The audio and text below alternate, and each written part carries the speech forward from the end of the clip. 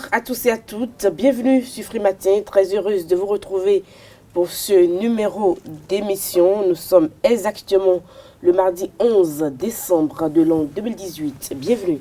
Bonjour, la une des journaux sera présentée comme tous les matins, comme d'habitude donc par Kader Achirou. Bonjour. Bonjour à vous Nadège Diron, chers amis internautes, bonjour. À la une des parutions ce matin, nous avons la publication des 59 membres du bureau politique du parti Bloc républicain. Nous avons également à la une des journaux la constitution de l'opposition pour affronter les prochaines élections législatives de 2019. Nous avons également à la une des journaux l'affection oculaire en milieu scolaire. Et pour finir, nous avons la lutte contre la pollution sonore engagée par le parquet de Cotonou. Les 59 membres donc du bloc des Républicains sont connus, pas de grande surprise. Nous en reparlerons donc dans un instant dans le débat. Le bulletin matinal d'information sera signé Carles Ketomé. Bonjour. Bonjour Nadège. Au menu du bulletin de ce 11 décembre 2018, la grève de l'enseignement secondaire dans le département de Borgou au Bénin et le début du dépôt des candidatures dans le cadre de la présidentielle de février 2019 au Sénégal. Au menu de l'émission de ce jour, les sports avec Larios Adjagbenon et puis les prévisions astrologiques. Chaque jour, un signe à travers ses caractéristiques et ses spécificités avec Ruth Sodedji. Dans un instant, voici la pub sur Free Matin. Juste après, vous aurez droit donc à la une des journaux présentée par Kader Achirou.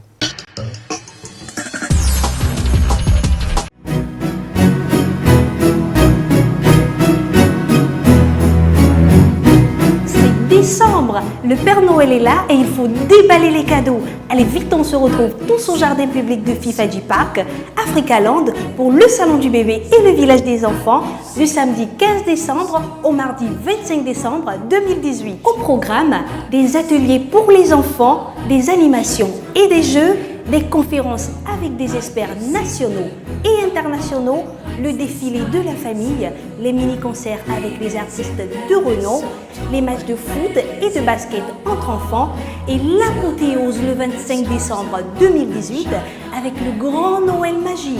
Alors, qu'attendez-vous? Allez, venez, la fête sera belle. Ouverture officielle du salon du bébé et du village des enfants le samedi 15 décembre à 9h. Passez le message.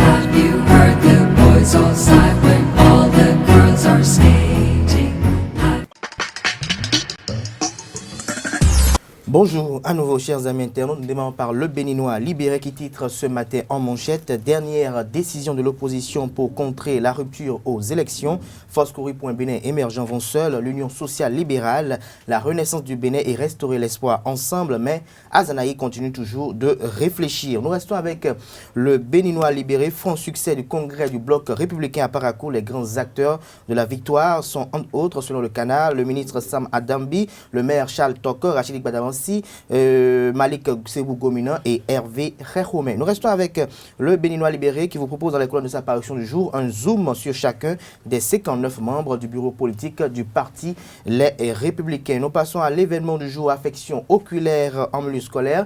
La fondation Regard d'amour sauve 758 élèves. Atlantic Group appuie cette opération. Des précisions dans les colonnes de la parution du jour du canard. Nous restons avec l'événement du jour en deuxième titre à la une: activisme politique. Jean Arolo rassemble la jeunesse de l'Union progressiste. Les 4 vérités en manchette: prétendu soutien des imams de Porto Novo au président du Parti du Renouveau démocratique, Maître Adrien Rumbedi. Le démenti formel des imams Djamio de l'Ouémé est à découvrir dans les colonnes de la parution du jour de les 4 vérités, précisément à la page 3. Le canard indique en manchette à lire le communiqué signé par les imams de la mosquée centrale de Djagidi et de la mosquée centrale de Porto Novo. Nous restons avec les 4 vérités. 11 décembre 1990, 11 décembre 2018, la constitution du Bénin a 28 ans. Nous passons à Dynamisme Info. Appel répété pour la constitution d'un bloc unique, nécessité pour l'opposition de traduire les volontés en actes. Nous passons à Le Matinal. Réforme du système partisan, Patrice Talon va plus loin. Des détails à la page 11 de la parution du jour de Défi d'une génération, aménagement des berges de l'océan Atlantique. La rénovation d'Avlekété se précise. Plus de détails à la page 5 de la parution du jour de Le Matinal. Matin libre en manchette: Bénin appelle à la défense des droits de l'homme. Séverin Quenom dans les nuages. Pourquoi ce titre? Des précisions à la page 4 de la parution du jour de Matin libre. Législative de 2019, l'opposition veut contourner le piège de listes multiples. Plus de précisions à la page 2 de la parution du jour du quotidien Matin Libre. Le routier en manchette, congrès constitutif de la dynamique unitaire pour la démocratie et le développement. Paris gagne pour Houdé, Akbanka, Ousougede et autres. Le parti ER du feu, Éric Akouete, fortement représenté. Nous restons avec le routier, naissance du parti républicain.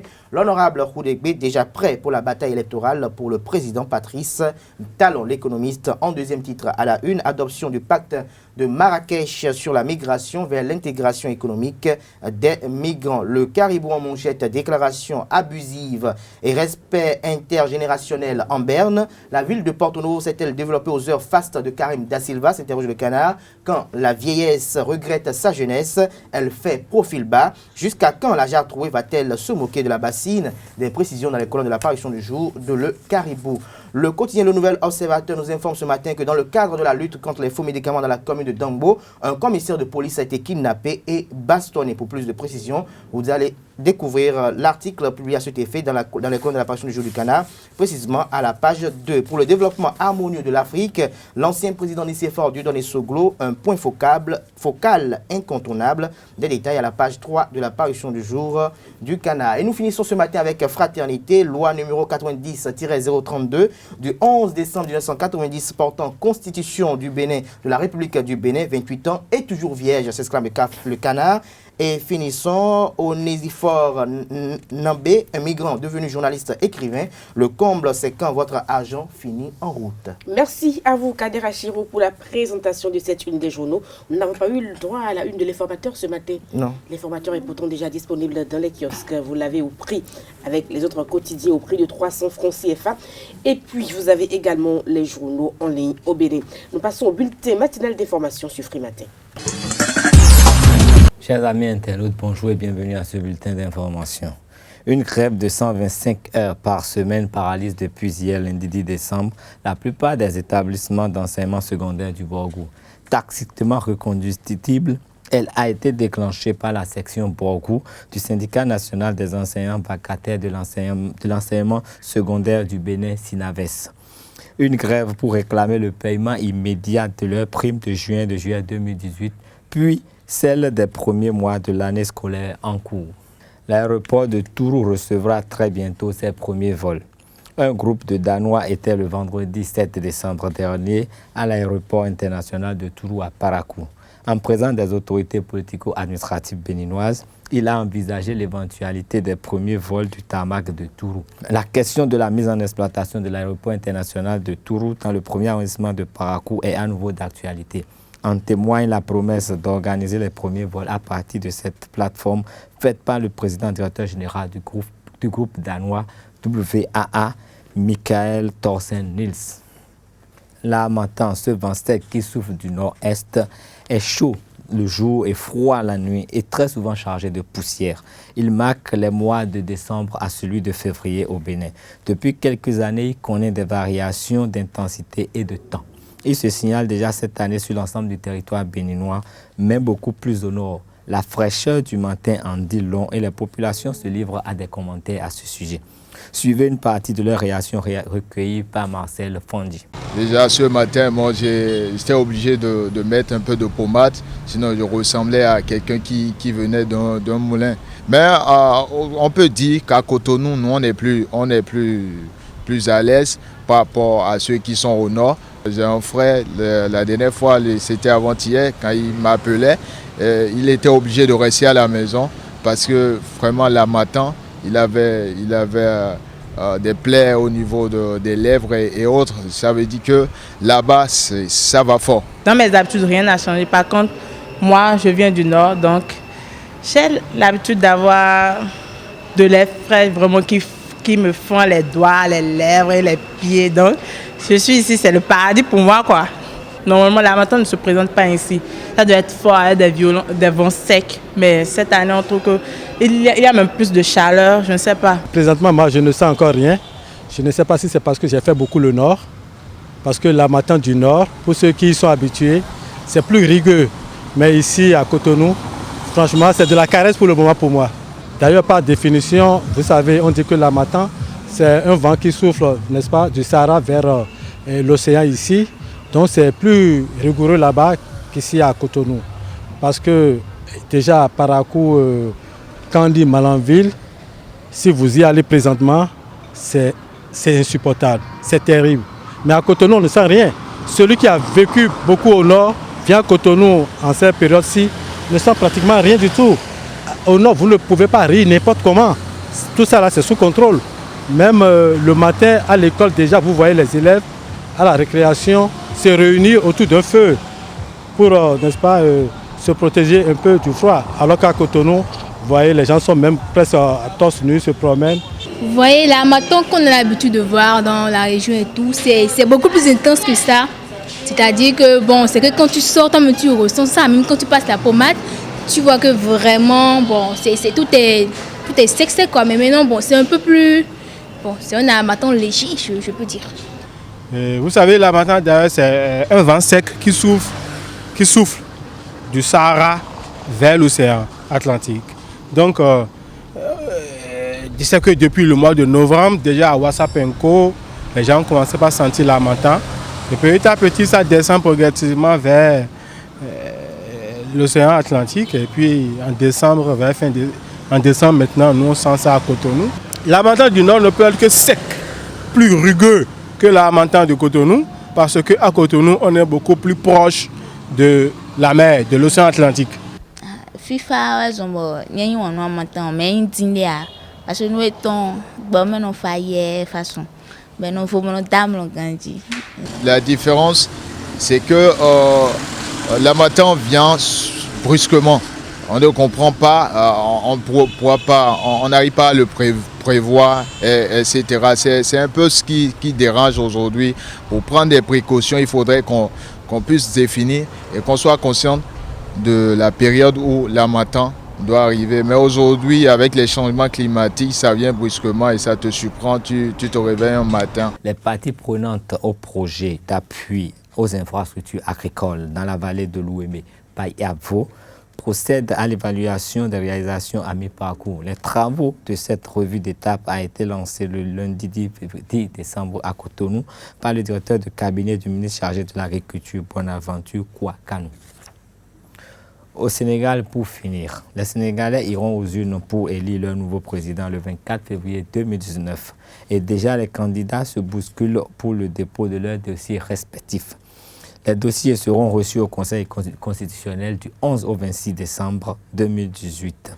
Plusieurs candidats ont déposé leur dossier dès l'ouverture du bureau de réception en raison, disent-ils, de la nouvelle loi sur le parrainage. En effet, le test exige à tout candidat de présenter les parrainages qui correspondent au moins à 1% du corps électoral, soit 65 000 signatures. Et la même loi dispose qu'en cas de signature multiple d'un électeur, ce sont les signatures présentées par le candidat arrivé le premier qui seront validées. Ce sera tout pour ce bulletin. Merci de votre fidélité à Uzare TV. Merci à vous, Kales Kitomen, pour la présentation du bulletin matinal. Le débat, nous parlons politique. Les 59 membres du bloc républicain donc, sont connus. On connaît désormais leur tête. Pas de grande surprise finalement, Nadera Chirou. Tout à fait, pas de grande surprise. La plupart sont des acteurs politiques qui sont connus de la classe politique.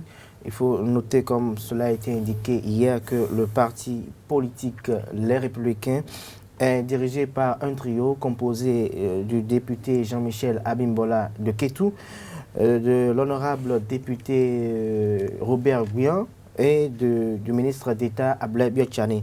Et donc, comme acteur influent qui se retrouve dans cette liste, nous avons, comme je l'ai dit tout à l'heure, Abimbola Jean-Michel, nous avons l'ancien vice-premier ministre François Adebayo Abiola, nous avons le ministre Sam Adambi, nous avons Paulin Akpona, nous avons Eustache Akpovi, nous avons l'ancien ministre des Affaires étrangères Arifari Bako qui y est également, le député Gilbert Bagana y est.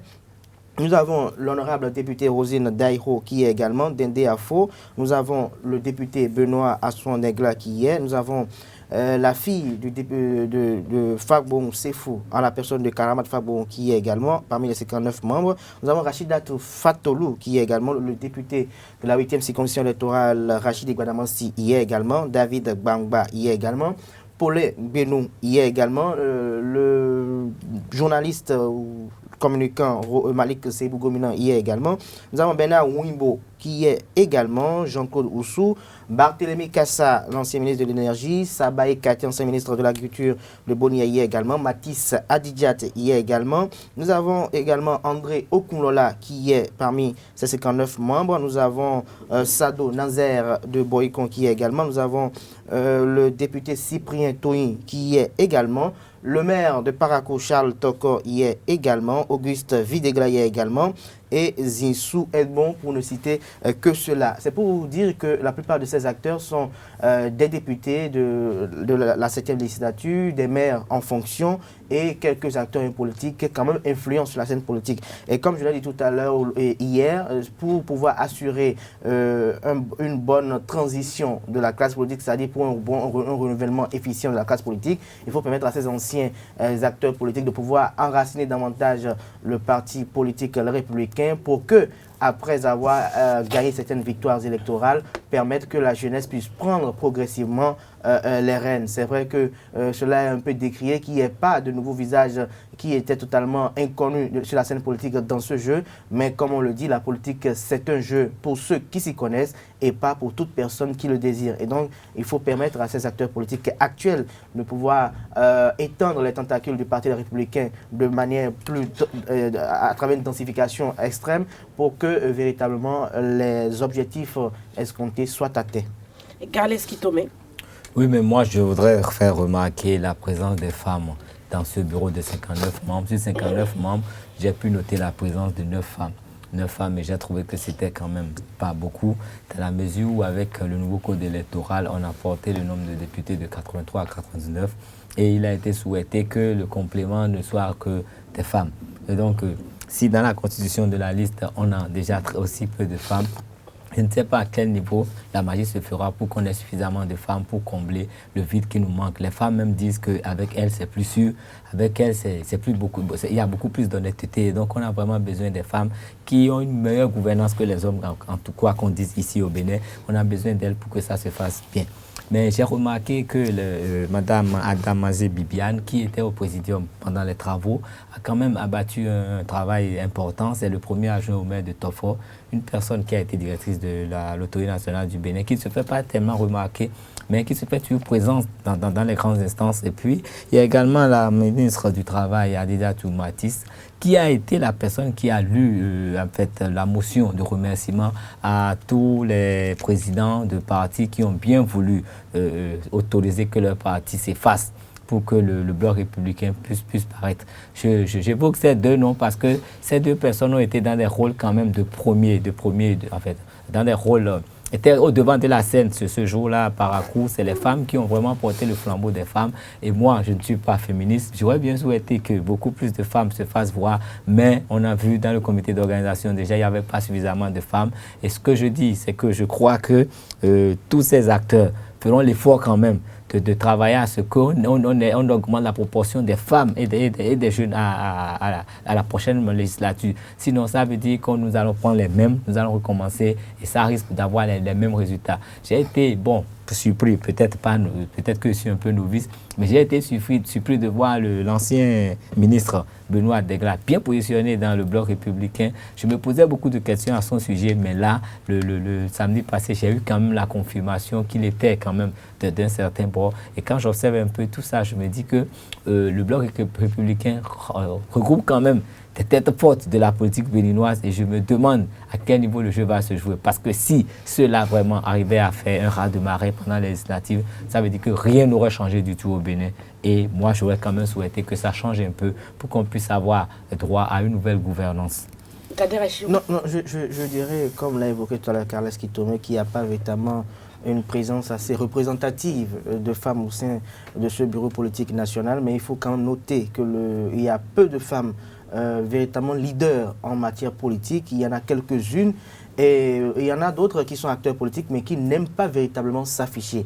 Et il ne faut pas occulter le fait que ces positionnements sont des positionnements stratégiques et que les 9 femmes qui ont été positionnées sont des femmes qui, véritablement, qu'on le veut ou non, ont un fief. Quand vous prenez la ministre Adidiat Matisse, quand vous rentrez dans Porto Novo, vous savez qu'elle a quand même, ne serait-ce que des militants et sympathisants. Et donc, on ne peut pas prendre qui l'on veut, peut-être, dans un bureau politique national, mais peut-être il peut y avoir beaucoup plus de femmes au niveau des structures, peut-être décentralisées, au niveau des ramifications de ce parti politique. Mais, comme l'a évoqué Khaled Kitomé, il faut que ce parti politique qui accompagne la réforme du chef de l'État et qui a voté une législation qui vise à promouvoir la représentativité de la femme devrait quand même donner le bon exemple. Ceci étant dit, ce parti politique qui s'est constitué aujourd'hui, on a vu toute la vague communicationnelle qu'il y a eu autour en ce qui concerne la présence d'acteurs politiques charismatiques sur le terrain, mais je crois que les élections législatives de 2016 doivent rester, les élections présidentielles de 2016, pardon,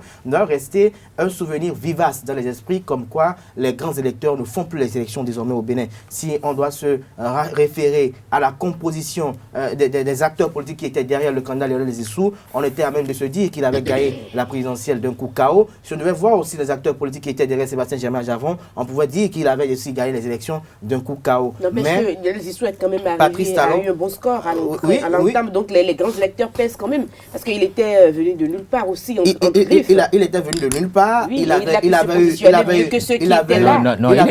il était porté par celui qui était au pouvoir, c'est très différent avec tous les moyens de l'État. Il dit, je ne l'ai pas tout suivi, c'est Kader Giroudi, les grands électeurs ne font plus forcément des élections. Et je lui dis, Lionel Zissou a été porté par quelqu'un et quand il est venu, qu'on le veuille ou non, il n'était pas dans notre sphère et il a pu se positionner. Oui, mais je tiens à noter qu'il y avait d'autres facteurs qui ont accompagné cela. Ce n'était pas seulement que la présence des grands électeurs, mais être porté par celui qui est au pouvoir et avoir les moyens. Mais c'est pas un grand, c'était quelqu'un de grand également. Et avoir les moyens de l'État pour y aller. C'est un grand électeur aussi. Avec l'argent de l'État, c'est quand même différent. Oui, mais c'est quand même quelqu'un de grand. Il y avait une grande alliance ou coalition. Il y avait Force Corruption Bénin émergent qui était assez représentative, cette alliance était assez représentative sur le territoire national. Nous avons la renaissance du Bénin qui était... Oui, donc c'est pour dire que lorsque vous êtes porté par des grands, même si vous n'êtes pas premier, vous avez quand même des chances d'arriver à un niveau donné. Et donc on ne va pas jeter du revers de la main on a des chances d'arriver à un niveau. Mais je crois, pas forcément être premier. Je crois, et j'ai la ferme conviction d'ailleurs que ceux qui sont là actuellement sont de la mouvance, si on doit caricaturer par rapport à 2016, et donc ils doivent doubler d'ardeur pour pouvoir être vainqueurs de cette compétition politique, parce que, comme je l'ai dit tout à l'heure, les grands électeurs parfois se disent qu'ils maîtrisent leur fief, mais on a vu certaines personnes dont je ne veux pas nommer ici, qui ont été laminées dans leur fief alors qu'ils ont promis à leur candidat, ils ont promis à leur leader charismatique qu'ils avaient la même mise sur leur circonscription électorale. Donc, comme disait le député Gagé Guanawansi, il ne faut pas confondre la foule et le peuple, et pas confondre également le peuple aux électeurs. Évidemment. Et donc, à ce niveau donné, ce n'est pas en essayant de faire des démonstrations de populisme qu'on va essayer de prouver au chef de l'État, Patrice Talon, que véritablement on est populaire. J'aimerais bien qu'on soit conscient du fait que les élections législatives diffèrent des présidentielles. C'est clair, c'est indéniable.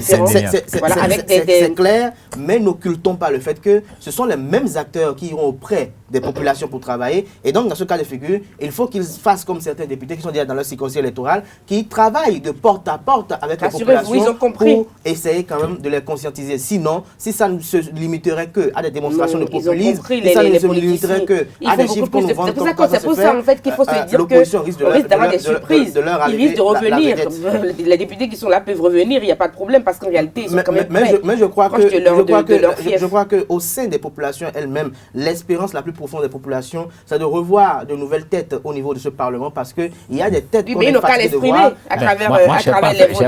Je n'ai pas fait de sondage pour le dire, mais j'aimerais seulement souligner que j'espère que l'équilibre argent sera fait au niveau du bloc républicain quand ils vont procéder à la mise en place des différentes structures qui vont quand même gérer ce parti. Vous aimez l'équilibre jaune, pourquoi? J'ai commencé à y tenir parce que je crois qu'avec les femmes, c'est un peu plus... Oui, mais les femmes n'ont qu'à d'abord travailler, aller à l'école, comprendre ce qu'on dit, puis après grandir, évoluer et que leur mari, et que les maris les laissent après aller au front. Ça, c'est surtout ça. Parce que je peux être bien intelligente si mon mari ne me permet pas d'être politicienne. Vouloir qu'il y ait plus de femmes, c'est souhaiter tout ce que vous êtes en train de dire déjà et permettre aux hommes de les laisser passer. Elles sont quand même vieilles d'un certain âge dans un système politique et elles me disaient, on a quitté nos maris pour ça.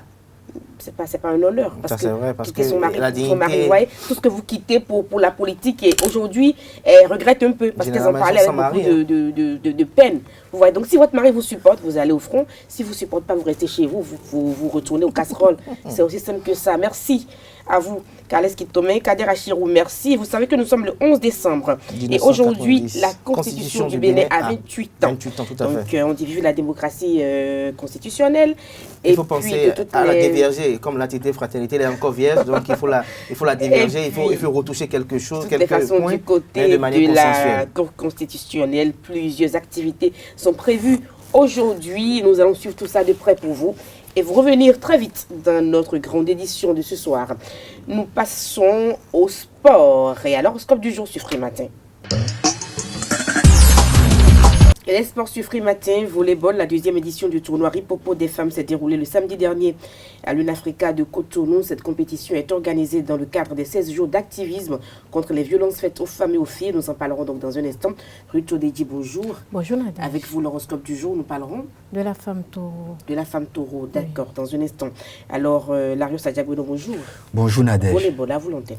Oui, pour la deuxième année consécutive, les voleuses du Bénin, avec à leur tête Hermione Légan, ont joint leur voix à celle des femmes du monde entier pour dire halte aux violences faites aux femmes, surtout la violence fondée sur le sexe.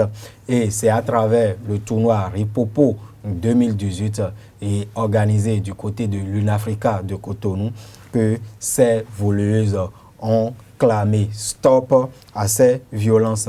Compte rendu de cette activité. Halte aux violences faites aux femmes et aux filles. Samedi 8 décembre 2018. Pour la seconde année consécutive, les voleuses du Bénin se mobilisent contre les violences faites aux femmes.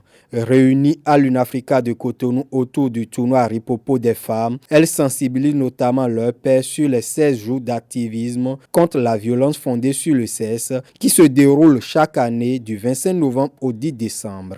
Initiée par Hermione Légan, cette journée de campagne se décline en plusieurs actions. Tout au long de cette journée, il y a ABMS qui est avec nous pour pouvoir partager une communication avec les volleyeurs, les volleyeuses, pour pouvoir leur dire on peut avoir une relation saine, on peut avoir une relation sans pouvoir lever la main sur son partenaire, on peut avoir une relation sans pouvoir violenter son partenaire avant d'avoir un rapport sexuel avec celui-ci ou celle-là. Donc c'est également un moyen pour nous pour communiquer sur les violences au sein des couples, au sein des relations. Et nous, les volleyeuses, on s'est dit, mais pourquoi ne pas oranger le monde? Parce que le thème de cette année, c'est oranger le monde. Écoutez-moi aussi. Pour faire entendre leur voix, les joueuses de l'amicale des anciennes volleyeuses du Bénin et leurs jeunes sœurs encore en activité de Vessos Volleyball Club, Énergie Volleyball Club, Alada Volleyball Club pratiquent leur discipline de prédilection. Elles s'informent mieux également sur le phénomène grâce aux partenaires Amnesty International Bénin, l'Association béninoise de marketing social ABMS et le réseau entrepreneurial des femmes africaines REFA Bénin. Oui, c'est un oui, c'est un non. Nous les femmes, généralement, les jeunes filles, même quand on veut, on fait non, je ne veux pas, non. Tu vois, le non. Et ce qui fait que la plupart des jeunes hommes ont l'impression que tout ce que nous disons comme non, c'est un oui. Que c'est un oui déguisé. Oui. Donc, il faudrait qu'on apprenne à dire non. Notre non doit être un non.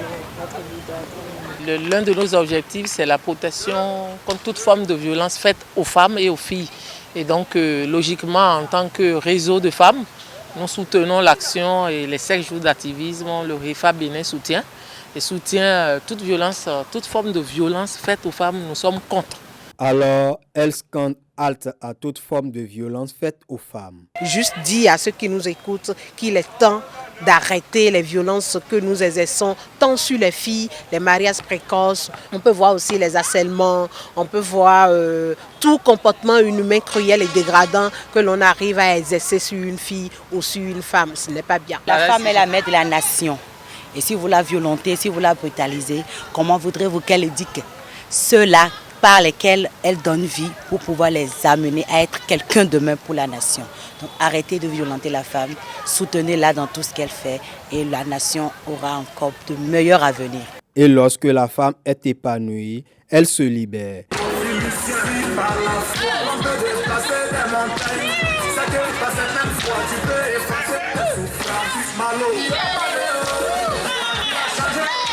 Football à présent, Ligue 2 du Bénin, 5e journée, les résultats des matchs joués.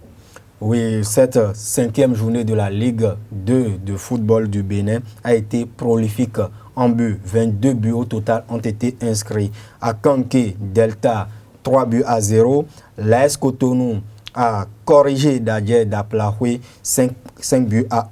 L'UNB, les étudiants de l'Université nationale du Bénin, ont été surpris à domicile par le leader Rodio, 1-2. Taneka a été maître chez lui en battant la Giesta, la jeunesse sportive d'Agonli, 1-0. L'AS Tado Dynamo de Parakou, 3-1. Cavalier de Ninki, Dynamique 1-0. Entente des forces armées béninoises, Mamba Noir 2-0. La première victoire des militaires dans cette Ligue 2 saison 2018-2019. Espoir de Savalou, GSO, la jeunesse sportive de Ouida, 1-0. Et les Requins, avec leur nouvel entraîneur Mamadou Silla, ont remporté leur première victoire de la saison face à Jazira, 1-0. Et il faut noter que les Awisiwasa prennent une bonne option pour remonter dans le classement. La finale de la 23e édition de la CAN de handball dames va opposer ce mercredi le Sénégal à l'Angola. Oui, les Sénégalaises ont validé leur ticket en arrivant à bout du Congo, la République démocratique du Congo bien sûr, 22-21, tandis que les Angolaises ont battu sèchement les Camerounaises 25-16. Et il faut dire que les Lions de la Teranga ont réalisé 6 matchs, 6 victoires au cours de cette 23e édition de la CAN féminine de handball. Mais si vous me permettez, nous allons revenir sur les résultats de la Ligue 1 de football du Bénin. Hier, on parlait de Béké qui a étrillé l'AS Police 3-0. Il faut simplement préciser que l'AS Police n'a pas effectué le déplacement du stade Bioguera de Bembereke. Les policiers, selon les informations recueillies auprès de l'équipe, ont connu une panne sèche en chemin, donc ils n'ont pas pu effectuer ce déplacement. Et les responsables de l'AS Police annoncent que le club reviendra lors de la prochaine journée. Merci à vous, Larios Adjabouno, pour toutes tes informations sportives. Nous passons à l'horoscope du jour avec la femme taureau, Ruth Soudichi. Le loup fado du monde pèse peu quand 10 000 bras le soulèvent, chers amis internautes. Bienvenue sur votre espace astrologique. Comme d'habitude, nous allons vous parler de la femme Gémeaux, mais cette fois-ci de sa relation avec les hommes. En amour, la femme Gémeaux peut parfois sembler inconsistante, alors qu'en réalité, elle est toute disposée à s'attacher, même pas à n'importe qui. Elle recherche l'homme idéal et n'aime pas perdre son temps. La native est sentimentale, mais garde toujours les pieds sur terre. Elle ne se mettra jamais en danger pour un homme, surtout si elle juge au fond d'elle qu'il n'en vaut vraiment pas la peine. Pour elle, l'amour est très lié à la stabilité et à la protection. La native est fidèle, mais ni jamais jalouse ni étouffante. En revanche, elle peut se montrer un peu trop perfectionniste et attend beaucoup de son amoureux, notamment concernant l'image qu'il véhicule ensemble. En tant que grande communicatrice, elle a beaucoup de mal à supporter les mutismes et leur silence. Son amoureux ne devra pas oublier que la femme Gémeaux est humaine, sensible, a aussi besoin d'attention. Mesdames, Messieurs, pour les douze signes, nous allons commencer par le Bélier. Avec Vénus dans votre camp, vous n'aurez aucun mal à équilibrer votre budget et pourrez même en bénéficier d'un apport d'argent imprévu. Pour les Taureaux, la Lune en cet aspect avivera votre imagination et votre finesse d'esprit. Profitez-en pour sortir et faire de nouvelles rencontres. Gémeaux, voilà une journée qui se présente sous les meilleurs auspices pour vous. Qu'il pleuve ou qu'il vente, vous saurez créer autour de vous un climat chaleureux, moelleux et tendre. Vous ferez gagner gaieté et harmonie. Cancer, vos relations sociales seront mi-figure, mi-raisin, car vous ne résisterez pas en penchant de discuter de tout et de rien, souvent des choses secondaires. Lion, montrez-vous prudent dans le choix de vos relations et de vos amitiés en ce jour. Vous plairez, attirerez par votre originalité, mais l'intérêt que l'on vous témoignera ne sera pas toujours sincère et sans arrière-pensée. Vierge, climat astral très propice chez vous à l'amitié. Vous pourrez nouer de multiples liens aujourd'hui, mais efforcez-vous de faire un choix sévère dans vos relations. Éliminez celles qui vous paraissent trop envahissantes et intéressées. Balance, il y aura une bonne ambiance en famille pour la majorité d'entre vous aujourd'hui. Vos relations avec vos proches devaient être agréables et satisfaisantes. Scorpion, vous serez d'humeur assez capricieuse à en juger par cette ambiance astrale. Attention à ne pas vous aviser par delasser la patience de votre entourage familial. Sagittaire, montrez-vous plus conceptible en ce qui concerne vos fréquentations si vous ne voulez pas courir le risque d'être déçu aujourd'hui.